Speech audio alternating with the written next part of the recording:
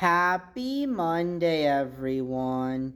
I want to explain two words my English students struggle to pronounce. Boss, bald.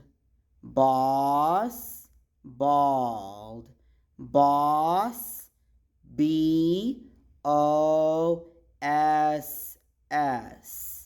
Lena is my boss.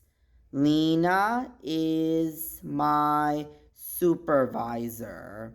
Boss and supervisor are the same. The other word is bald. BALD. The man is bald.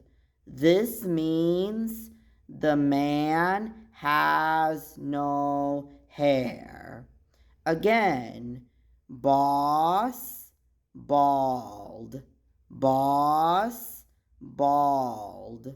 Have a great day. Take care.